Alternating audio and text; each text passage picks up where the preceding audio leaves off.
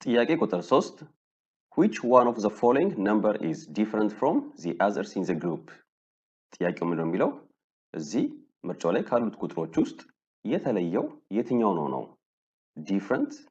from the others ኦኬ እንደምታዩት ምርጫው ላይ ያሉት ሁሉም ቁጥሮች ኢንቲጀሮች ናቸው እንደዚህ አይነት ጥያቄዎችን ለመመለስ ልንከተላቸው የሚገቡን መንገዶች አሉ በመጀመሪያ መሞከር ያለብን መንገድ odd number and even number ብለን ግሩፕ ማድረግ ነው odd number even number ብለን ግሩፕ ማድረግ ነው ስለ ታይፕ ኦፍ ነምበር ስንማር ምንድነው ያልነው አንድ ኢንቲጀር odd number ነው የምንለው በሁለት ስናካፍለው ቀሪ አንድ ካለው ነው even number ደግሞ የምንለው በሁለት ስናካፍለው ቀሪ ከሌለው ነው ይሄንን ሜተድ መጀመሪያ ላይ የምሞክርበት ምክንያት አንድ ኢንቲጀር odd ወይም even number እንደሆነ ለማወቅ ቀላልና ጊዜ ስለማይፈጅ ነው የአንድ ኢንቲጀር የመጨረሻው ዲጂት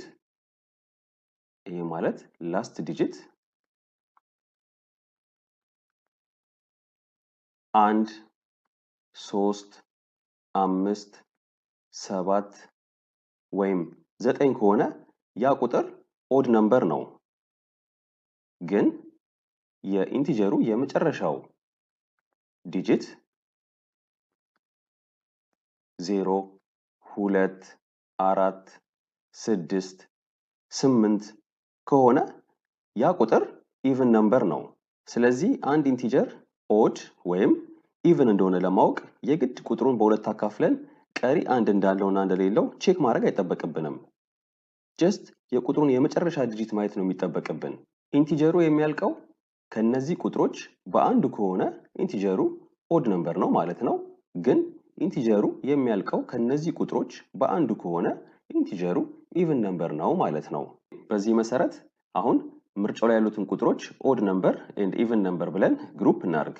ኦኬ ኤ ላይ 23 አለን የ23 የመጨረሻው ዲጂት 3 ነው አይደለ ስለዚህ 23 odd number ነው ማለት ነው ኦኬ በመቀጠል ቢ ላይ 21 አለን የ21 የመጨረሻው ዲጂት 1 ነው አይደለ ስለዚህ 21ም odd number ነው ማለት ነው ኦኬ በመቀጠል ሲ ላይ 29 አለን የ29 የመጨረሻው ዲጂት 9 ነው አይደለ ስለዚህ 29ም odd number ነው ማለት ነው ዲ ላይ 19 አለን የ19 የመጨረሻው ዲጂት 9 ነው ስለዚህ 19ም odd number ነው አሁን እንደምታዩት ሁሉም ምርጫው ላይ ያሉት ቁጥሮች odd number ናቸው ስለዚህ በዚህ ሜተድ ከግሩፑ የተለየውን ቁጥር ማግኘት አንችልም ማለት ነው ግን ለምሳሌ ሶስቱ ቁጥሮች odd number ቢሆኑና አንዱ even number ቢሆን ኖሮ ከግሩፑ የተለየው even የሆነው ቁጥር እንል ነበር ወይም ሶስቱ even ቢሆኑና አንደኛው odd ቢሆን ኖሮ የተለየው odd የሆነው እንል ነበር ግን እዚህ ጋር እንደምታዩት አራቱም ቁጥሮች odd numberዎች ናቸው ስለዚህ በዚህ ሜተድ ከግሩፑ የተለየውን ቁጥር ማግኘት አንችልም ማለት ነው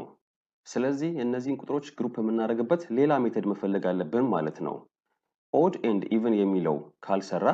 በመቀጠል መሞከር ያለብን መንገድ prime and composite ብለን ግሩፕ በማድረግ ነው prime and composite prime number and composite number ብለን በመቀጠል ግሩፕ እናደርጋለን ስለ ታይፕ ኦፍ ነምበር ስንማር prime numberዎች እና composite numberዎችን እንዴት ነው ዲፋይን ያደርግነው prime numberዎች ናቹራል ነምበሮች ሆነው ከአንድ የሚበልጡ በተጨማሪም ከአንድ እና ከቁጥሩ ሌላ አካፋይ የሌላቸው ቁጥሮች ናቸው composite numberዎች ደግሞ ናቹራል ነምበሮች ሆነው ከአንድ እና ከቁጥሩ በተጨማሪ ሌላ አካፋይ ያላቸው ቁጥሮች ናቸው አሁን በዚህ መሰረት ምርጫው ላይ ያሉትን ቁጥሮች prime number እና composite number ብለን ግሩፕ እናደርጋለን ኦኬ ኤ ላይ 23 አለን 23 ናቹራል ነምበር ነው 23 ደግሞ ያለው አካፋይ 1 እና 23 ብቻ ነው ማለትም ያለ ቀሪ የሚካፈለው 23 በ1 እና በ23 ብቻ ነው ስለዚህ 23 prime number ነው ማለት ነው በመቀጠል ቢ ላይ 21 አለን 21 ናቹራል ነምበር ነው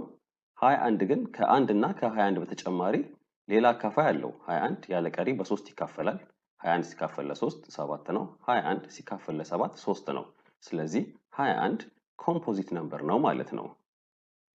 ኦኬ በመቀጠል ሲ ላይ 29 አለን 29 ናቹራል ነምበር ነው